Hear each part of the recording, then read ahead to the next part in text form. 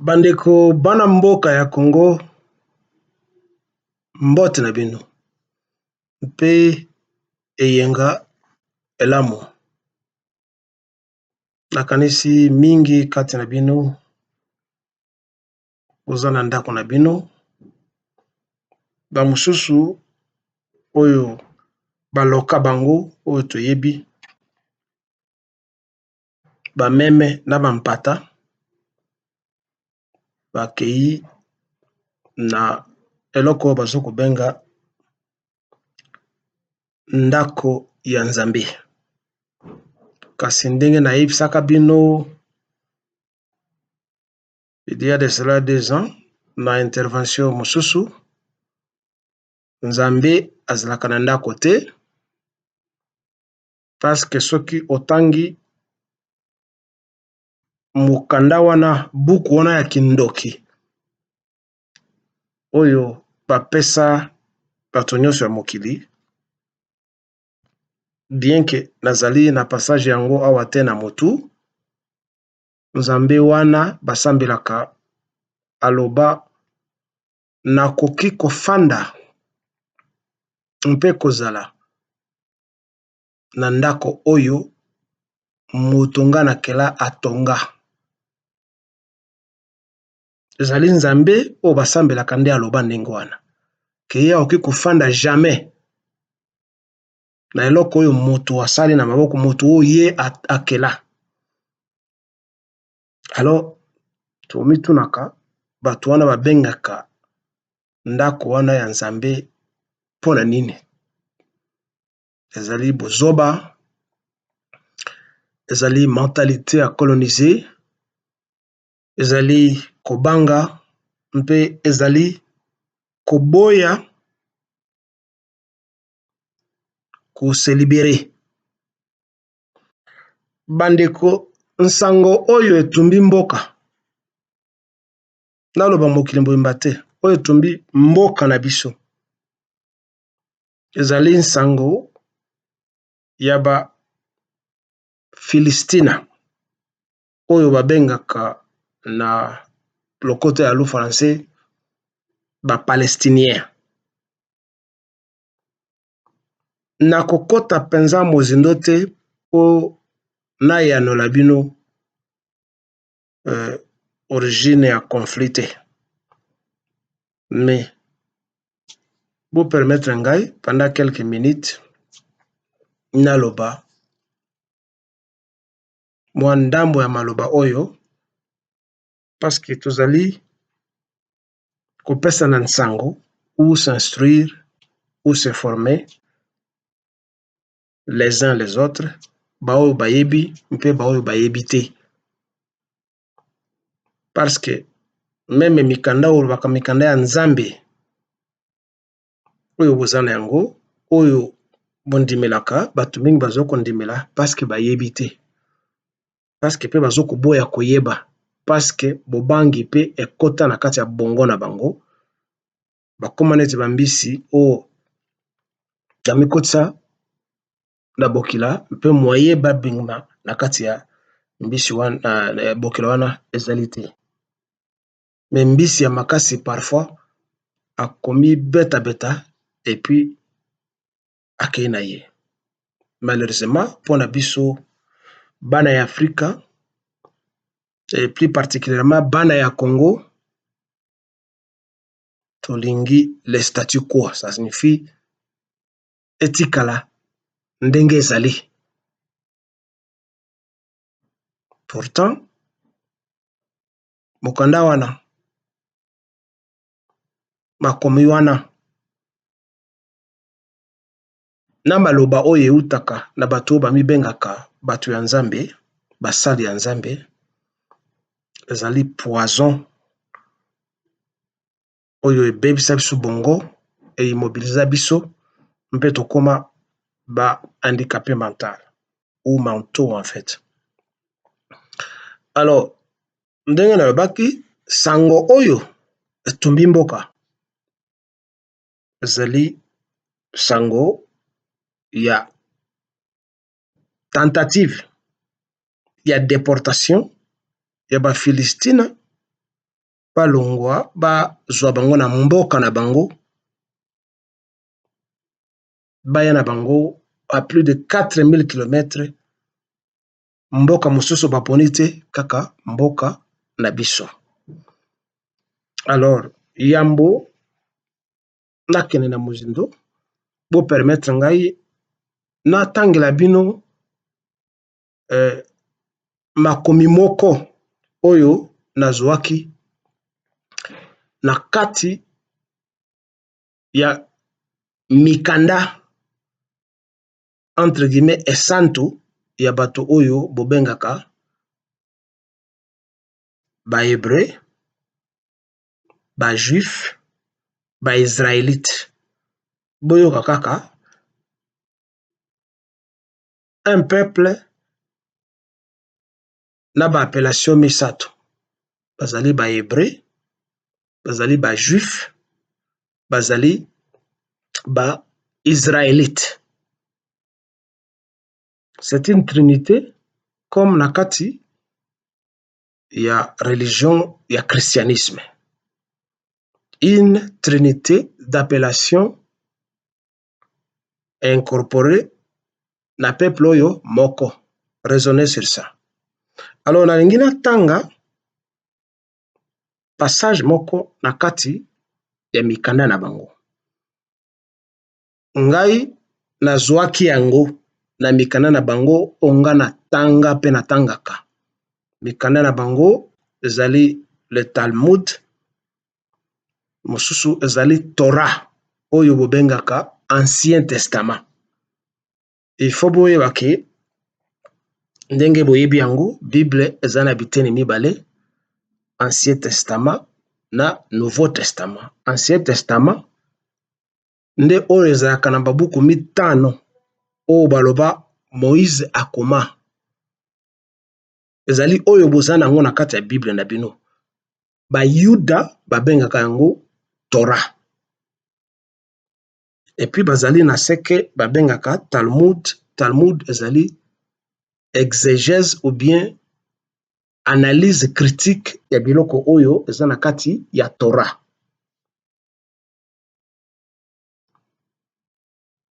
En bref, l'ère baromain oyo bayaka ko coloniser Judée esika entre guillemets ba juif bazalaka.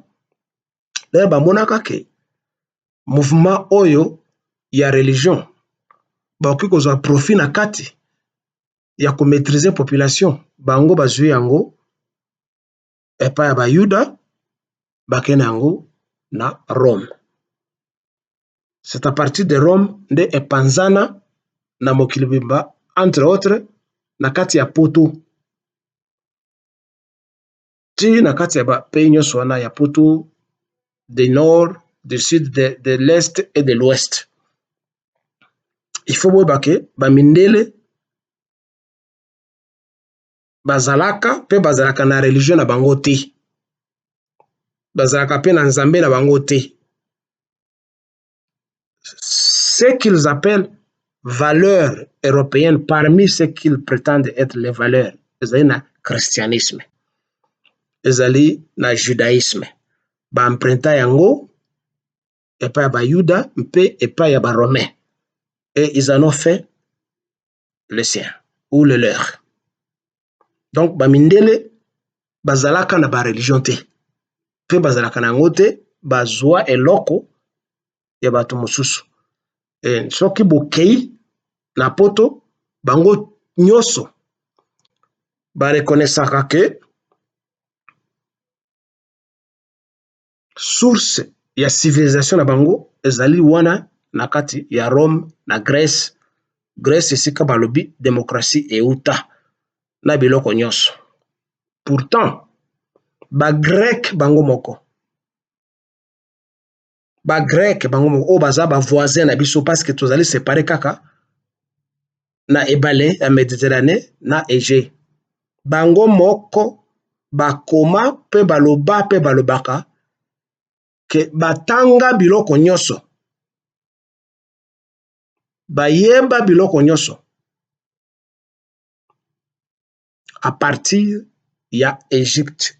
Égypte oyo ezalaka na ntango wana peuple na bato mwindo kaka bango moko bakoma yango que mathématique, philosophie, médecine, biloko nyonso ils ont appris ça ya pana biso manuel. Ainsi l'air tozaka na ba classe balobelaka biso makambo ya Pythagore na ba mathématiciens mosusu baza mingi ba grec ne eux-mêmes bakoma que ils ont tout appris de chez nous les noirs. Et c'est là avant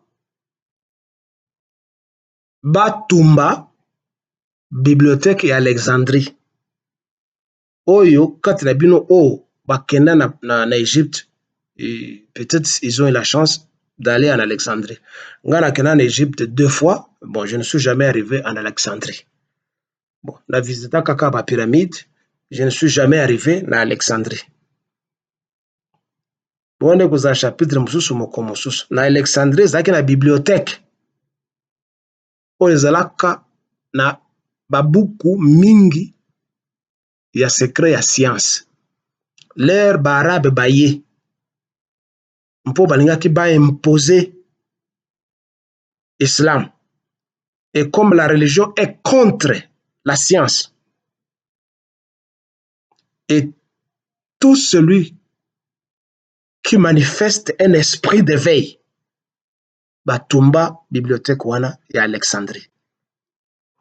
Et c'est à partir de là, nde ba scientifique mingi bakima persécution. Ndambo ekena na poto, mosusu ekena na Russie, etc. J'ai dit que wana kozala chapitre mosusu un jour, si je me rappelle, pour vous expliquer qu'est-ce qui s'était passé. À ce moment-là, baboma quand même fille moko ya mundele qui s'appelait Hypatia. Azalaki mathématicienne, azalaki astrologue, azalaki na papa na yepe azalaka mathématicienne parce que les religieux sont allergiques à la connaissance scientifique. Baboma mwana mwasi wana parce qu'elle enseignait déjà, elle enseignait dans des écoles pour enseigner bateau science. Je voulais donc dire que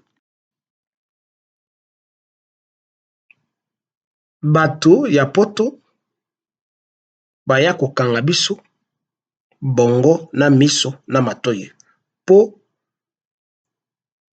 toko bakaka koloba bana ya Israël, bana ya Israël, bana ya Israël.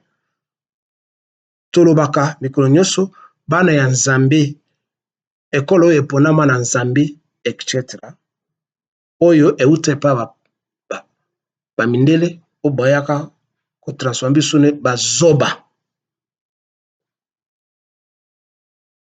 Alors ngai nakomaki buku na ngai po nazali mokomi ya babuku. Nasengi na bino oyo azali curieux mpe oyo atangaka commander les livres. Mes écrits n'ont pas fait cadeau aux chrétiens ou aux croyants, mais moins encore aux fanatiques écervelés qui croient et trouver le salut de leur vie à travers ce qu'ils appellent les Écritures saintes. Je venais de publier ce livre Mbulo Eleki. Titre nango nakanisi zemba ya liboso te na lakisi bino mokanda nanga on a tout publié dans le mois de septembre de l'année passée. Il y a encore quelques stocks qui restent. Et d'ici là, à la fin de ce mois, nous avons la deuxième partie, il y a un livre intitulé Vous ne lisez pas la Bible. Botangaka, Bible T. En bref, je n'étais pas là pour faire la publicité de mon livre. Je reste dans ce que je voulais vous dire.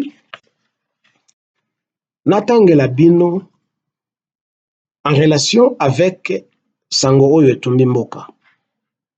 Eloko oyo ga nazwaki na kati ya babuku ya bato oyo bobengaka bana ya Nzambe. Et puis bolembisa ngai na kotanga yango na français po buku oyo ekomami na français. Voici quelques citations donc extirpées du Talmud. Seulement les Juifs sont des humains. Les non-juifs ne sont pas des humains, mais des vaches. Vous pouvez consulter le livre de Keritut 6b, page 78, Jabamov 61. L'autre citation. Les non-juifs ont été créés pour servir les juifs comme des esclaves. C'est dans le livre de Midrash Talpit, page 225. La relation sexuelle avec les non-juifs est comme une relation sexuelle avec des animaux. C'est tiré la livre ya Ketubov 3b. L'on doit éviter les non-juifs plus que les cochons malades. C'est tiré du livre Orach Chalim 57.6a. L'on doit massivement supprimer le taux de naissance des non-juifs, tiré du livre Zohar 11.4b. Et pour terminer, vous remplacerez les non-juifs de la même manière que vous remplacez les vaches et les ânes. C'est tiré du livre L'Or Dea 377 1 199 2.88. So, en isolant seulement cette phrase où l'on dit l'on doit massivement supprimer le taux de naissance des non-juifs, on peut s'apercevoir que le même principe qui a motivé ceux qui ont mis au point les virus de sida et de corona-19 pour massacrer la population de la planète Terre s'inscrit en fait dans la logique de la Torah, du fameux mythique Moïse et les visées juives. Toutefois, pour commencer, les corona ne discriminent pas des races. Ils tuent tout le monde qui les contracte. Oyo bayebi français te basala makasi batraduire bango makomi wana nazwaki na kati ya Talmud, buku ya bato oyo bokumisaka. Ezali mpona koyebisa bino ke soki lelo bayuda balingi ko-exterminer ba-Philistina, c'est parce qu'ils sont les premiers racistes et c'est consigné na kati ya makomi na bango. Mais kokamwa biso bayindo toningaka koyoka te, tosalaka pe ata makasi moko te po se libérer. Nous demeurons toujours des fanatiques.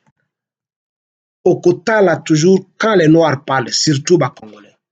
Bazana expression à bango. Grâce à Dieu. Tout est entre les mains de Dieu. Dieu fait grâce. Vous parlez de quel Dieu? nzambe ya ndenge nini oyo apesa ba juif permission ya koboma bato mosusu. Et ezali même nzambe nde bino bozali kokoba se kokuba kokumisa na banzembo na bino. Nzambe ya kumama, nzambe ya kumama. Yambo nakoba sengi na bino boyoka mwa muke introduction ya mama na biso oyo, mwasi na biso, sœur na biso, biloko azokoloba.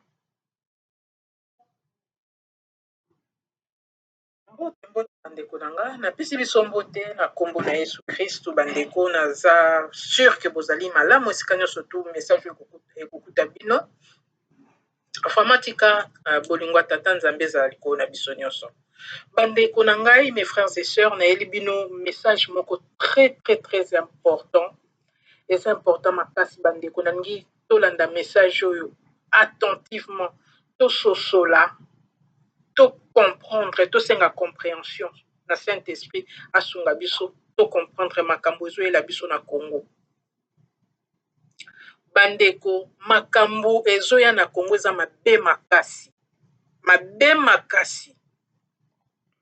Héritage na biso, mboka na biso, mabele na biso, nation na biso. Mabe makasi ezotala Congo. Mais avant to banda message na biso, totiki mama na biso na maboko ya Nzambe po so na ye liboso na bino eza Nzambe moto azotindanga na ya kopesa bino ba message oyo nyonso na yaka kopesa. Donc tika kombo na Yesu lokumu, makila na Yesu ezala likolo na biso. Abanda na biso message oyo na ibandeli na suka. Saint-Esprit asala musala na ye nga nazala te na limwa me l'esprit de Dieu ezwa esika. Amen. Bandeko, message oyo na ye nango lelo eza message moko esalinga susu pasi makasi na motima. Pasi. Voilà, na épargné bino bo continuer te koyoka buzoba wana ya mama na biso wana. Nalandi nsango na ye, intervention na ye wana du début tina suka. Bon, abandi mwa moke parce que lera bani naza na nsango tokanisi azokoyela biso nsango ya malamu. Oui, elle a essayé de faire son intervention. Mais elle parle de quel Dieu? Soki bolandi malobana tina suka, elle a pris je ne sais pas une cinquantaine de minutes en train de raconter des bobards. Comment Nzambe alobeli, comment Saint-Esprit alobeli, comment Jésus Christ makila na ye. Mais elle voulait parler na problème, il y a déportation, il y a bafili ici na kati ya Congo. Qu'est-ce que ça a à voir avec le Saint-Esprit? Qu'est-ce que ça a à voir avec Jésus-Christ? Qu'est-ce que ça a à voir avec son Dieu? Oui, continuez Kubengangai Naza Ndoki. D'accord, j'accepte d'être sorcier. Mais suivons la logique. Tout ce qu'elle dit, ça manque de la rationalité. C'est du méli-mélo, ce qu'elle dit. Nzambe, j'ai toujours demandé à ces gens qui prétendent être les serviteurs de Dieu. Nzambe alobelio na munoko nini? Pourquoi au filmaki Nzambe te? Pourquoi au enregistraki mungongo ya Nzambe te biso pe toyoka yango? Pourquoi Nzambe ne doit que parler à toi et non pas à nous autres? Tosala ye nini? Pourquoi il se donne assez de la peine pour se cacher et chercher des intermédiaires comme elle pour venir nous flouer, nous empoisonner et raconter n'importe quoi du début à la fin? Ça n'a rien à voir avec l'invasion que les Occidentaux vont faire de notre pays. Elle vient nous endormir. Nzambe alobeli ngai. Nzambe alobeli ngai. Nazali awa, nazali ngai mon côté. Soko moninga na bimi na écran, nazali Nzambe moto. Nzambe azali yo apitu moni na mokongo na yo te. Où est Nzambe? Mais il faut koyoka soni na biloko boyaka koloba na écran. Nzambe, Nzambe. Pourquoi Nzambe permet aux Juifs de tuer leurs frères? Nzambe andengeni wana, qui ne fait pas la part des choses que les Arabes bazali bato neti bayuda. Pourquoi? Nzambe na yona na Saint-Esprit, ce que Saint-Esprit. Et à la fin, Okumona a continué à bandiko condamner Tshisekedi. Tshisekedi, ozokozwa ba décision parce qu'il y a une spiritualité africaine. Il y a une spiritualité congolaise. Il se dit, Méli-Mélo, tu parles de la religion. La spiritualité n'est pas une religion. Excusez-moi, peut-être tu as un niveau trop bas de compréhension. Ce qui est bien, c'est mon côté. Kanga noua na yo, kanga monoko na yo. Religion est différente de la spiritualité. Spiritualité africaine ezalaka na trinité te, ezalaka na Saint-Esprit te, ezalaka na Yesu te, ezalaka na mutu akufa na kuruze te. Ça n'existe pas. Alors, ne viens pas parler des histoires que tu ne connais pas. Pour on passe 40 minutes en train de suivre ce que tu es en train de raconter, maman. Oui. Informatique, et puis cette opportunité à n'importe qui. Quelqu'un qui est intellectuellement mort se réveille de son sommeil pour venir raconter n'importe quoi. Spiritualité, ça ne colle pas, ça ne se marie pas, tout ce que tu racontes là, maman. Ça ne se marie pas. Tu es en train de mentir et de déranger les gens. Alors, sango oyo tumbi mboka, ezali yaba Philistina. Mingi, peut-être ndambo kati bino, boyebi pourquoi conflit wana ezali. Nakokota na mozino te.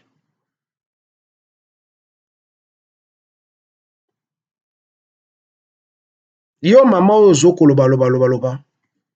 Yo yebi origine ya conflit entre bango. Mboka oyo bobengaka Israël, mboka ya Nzambe. Nzambe na yo ayebisa yo teke ayiba mabele ya Barab. Nzambe wana ozoko lobake aza sima na yo amemi yo na ekran. Nzambe nini wana oyo azaka na mabele te aye koyiba mabele ya bato. Mais ce n'est pas la terre des Juifs. Mokili mobimba eyebi yango. Un Dieu voleur de terre d'autrui. C'est le même Dieu ndeyo ozoko kokumis. Un Dieu qui manque de terre, mais aye koyiba mabele ya bato. Et dans le passé, historiquement, ce qui est bien documenté, oyebi yango kala que mabele wana ezaki abiso bato mwindu. Et pour te satisfaire, Kana bazoko lo basoko okeda kati ya Bible na yo, histoire na alikuta Kana zaki mutu mwindu. Nzambe no wana azoko yebisa oteke okende dans l'historicité ya ba événement po oyeba mabele za ya banani. Avant ofungula monoko na yo,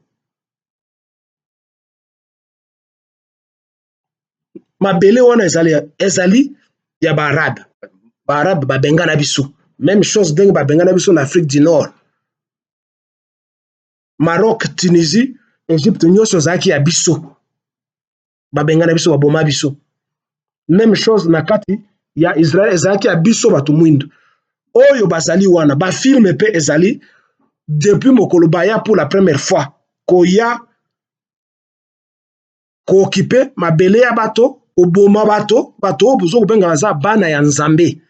Mingi kati na bino ba pasteur na bino bazo ko organiser ba excursion bazo ko escroquer bino mbongo bokendege Yesu abota mawa tombo ya Jésus ezali awa. Mais il n'y a pas l'élite à Yesu zakate abota mawapi. Parce que tango bazo ko bake abotama soki na Bethléem soki na Nazareth, ces deux villes ou ces deux villages n'étaient pas encore là-bas. Ça n'existait pas.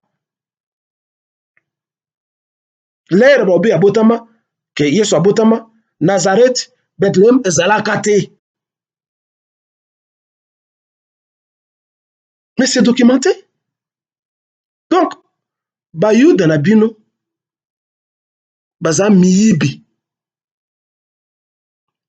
de connivence dans la communauté internationale, oyo ba corrompa, bazo continuer ko corrompre, o bazo soutien bato nyonso. En disant cela, nazali ko supporter ba arabe te. Je m'apitoie à leur sort parce que baza bato lokola biso.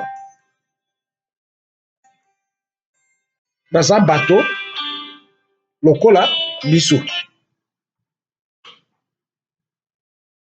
Alors ils ne méritent pas ce qui se passe.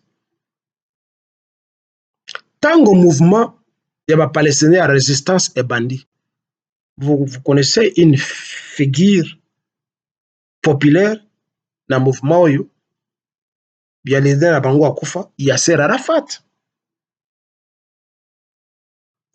Pour na ko déstabiliser OLP, Organisation de libération des peuples de la Palestine. Ba minene ba finança ba faction mususu pour pas se désolidariser na OLP afin de pouvoir affaiblir nani Yasser Arafat da bato na ye. Oyo batangaka ba actualité, ba actualité. Vous serez d'accord avec moi, nazo kosate. Je n'amène rien de nouveau. Je rappelle seulement aux ignorants que à part OLP, Oyekita, ba mindele bango moko, bango nde ba finança Hamas. Bango moko nde ba finança Fatah. Bango moko nde ba finança Hezbollah. Na ba organisation mususu ya libération ya Palestine. Et légitimement, ils ont droit de se battre pour leur terre. Na monoko na biso, na tribu na biso, na sina rappela bino ba proverbe, balobaka, mwana ntelelele kete kage. L'enfant, mwana alelaka eloko ezali ya yete.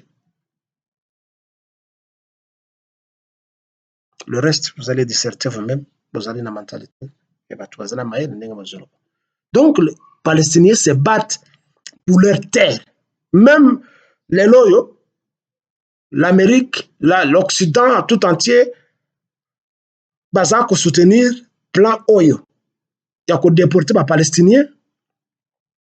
C'est la plus grande injustice qui a existé au monde, à part l'injustice contre les Noirs.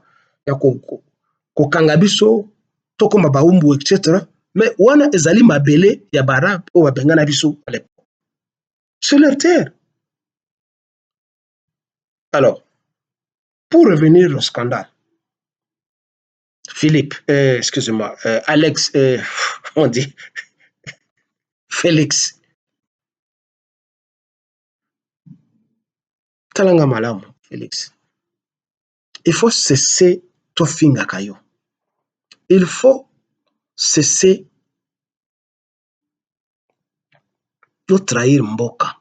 Pendant que média na yo, ils ont toujours kokumisa yo que c'est toi, le nouveau nationaliste, le nouveau patriote, Nzambe atine libiso. Parce que Nzambe pour vous est toujours le prétexte de ce qui est bon, et le Satan et le bouc émissaire na oyo ezali babe.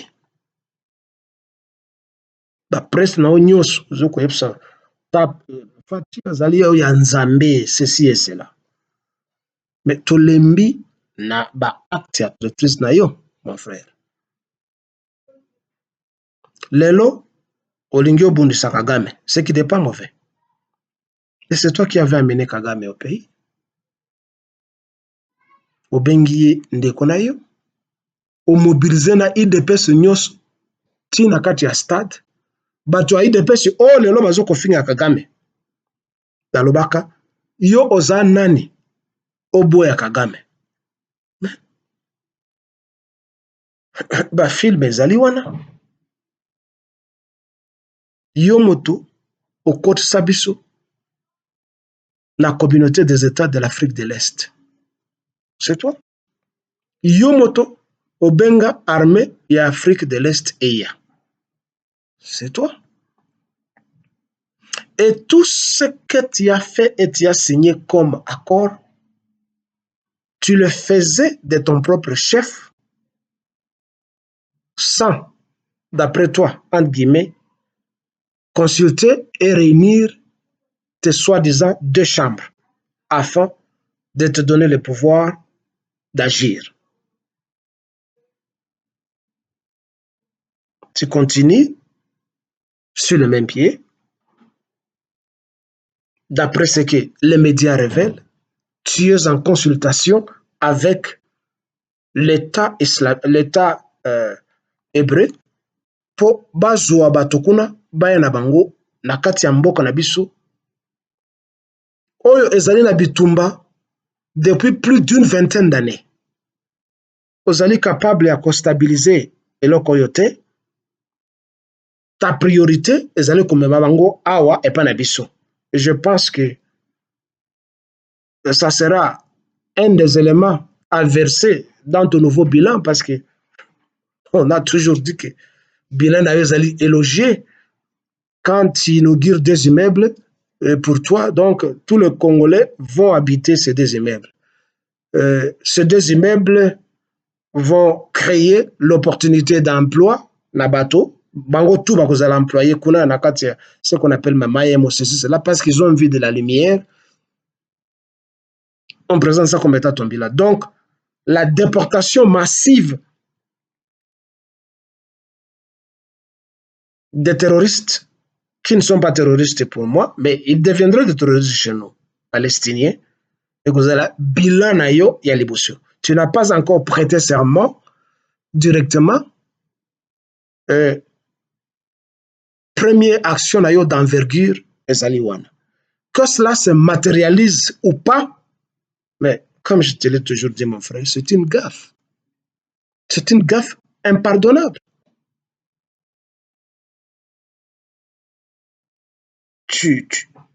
Enfin, il y a certaines vérités qui sont désagréables à dire.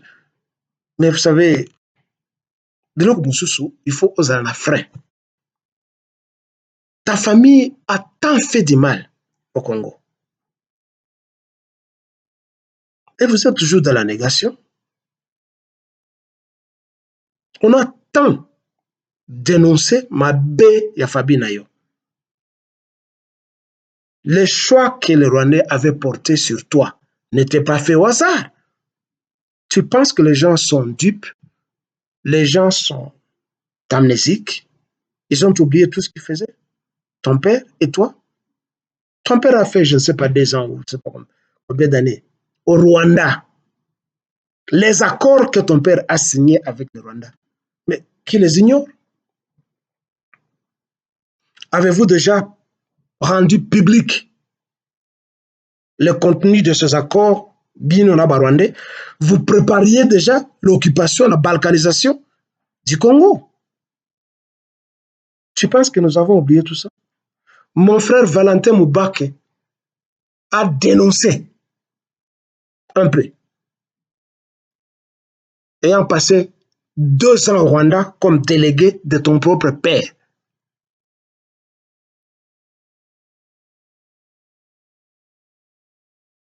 Qui ont accueilli l'AFDEL au pays? C'est ton père. C'est ton père. On a vu ton père à Kisangani, entouré de gardes du corps et de soi-disant, entre guillemets, leaders rwandais, Azarias Rubero, etc., etc. Les photos sont là. La plupart des gouverneurs basés côtiers dans la province nous sommes AFDEL à occupé. C'était qui? C'est toujours le gens de l'AFDEL. Donc, il y a tout un chapelet de gaffes. Oyo Osali, tu es en train d'égrener ce chapelet And you don't make a stopover to think at least once, what is happening to me? What am I doing to the country? Pourquoi je blesse les pays? Pourquoi je fais du mal? Tu es omnibulé par les pouvoirs, pour les pouvoirs, il faut la joie pouvoir,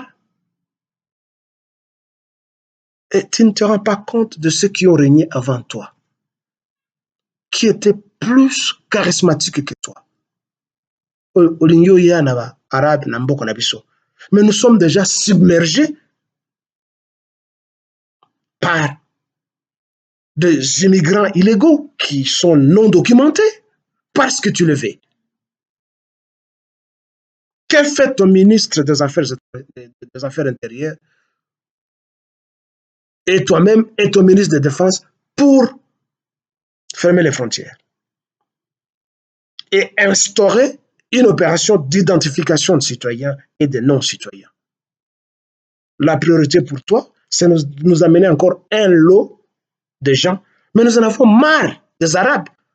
Il y a assez de Libanais chez nous, non documentés, qui jettent la salive sur le visage des Congolais parce qu'il n'y a pas de loi pour nous protéger. Et encore, tu voudrais continuer à introduire ton doigt dans la plaie. C'est ça l'état de droit? Parce que Mossad, les Juifs sont en train de former certains Congolais, en échange, tu acceptes que Benjamin Netanyahu aille la biso batois. Donc, le Congo devient un dépotoir de résidus des Arabes.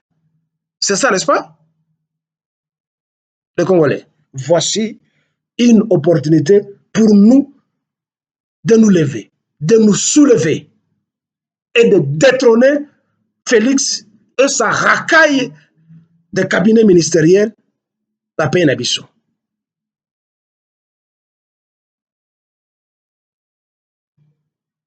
Tu t'attaques à Kagame, tu parles de Rwandais, mais tu as des Rwandais chez nous. Les photos sont là, les conversations entre toi et les rencontres sont là.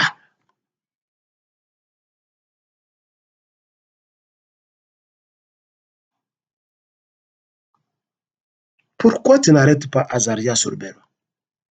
Pourquoi tu n'arrêtes pas Bisimana Karamoued? Pourquoi tu n'arrêtes pas Moïse Katumbi? Pourquoi tu n'arrêtes pas Moïse Nyarugab et les autres? Qu'est fait la communauté Tutsi chez nous? Pourquoi tu te tues sur la question de Minembwe? Pourquoi les avions que tu as ne vont pas bombarder Minembwe pour chasser les Rwandais et les amener chez eux? Pourquoi tu tolères les Rwandais chez vous au Kasaï et dans les Bas-Congo, et ainsi que dans les Bandundu? À l'aube de ta prise du pouvoir, on a vu des colonnes de Rwandais allant au Bandundu.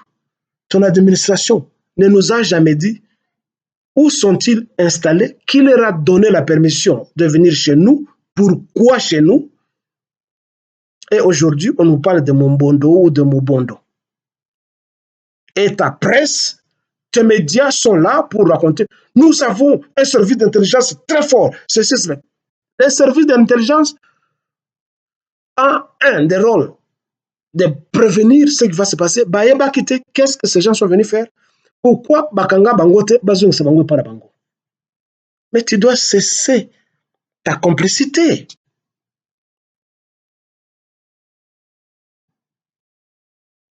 Monsieur Félix, tu dois cesser ta complicité.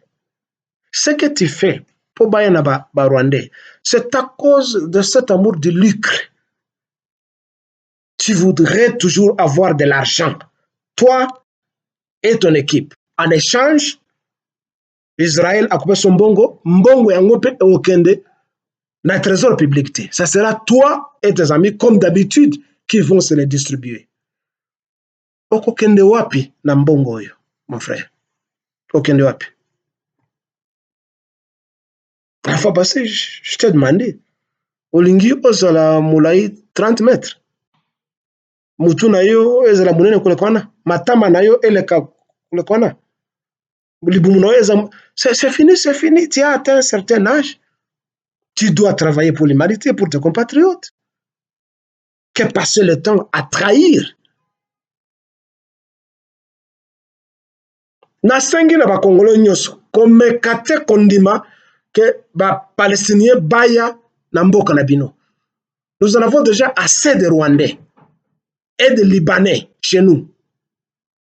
Basarakani. À part écraser la dignité, le respect des Congolais. Et toi aujourd'hui, tu veux te présenter comme un conduit à travers lequel ces gens doivent venir chez nous, t'installer chez nous pour perpétrer le terrorisme chez nous comme ils le font déjà au Kivu. Bongo na yo. Emeli Lungwila ou qu'est-ce qu'il y a dans ta tête? Félix. Il faut yo kasone. Afrique mobimba bazoko finga yo. Tu es content.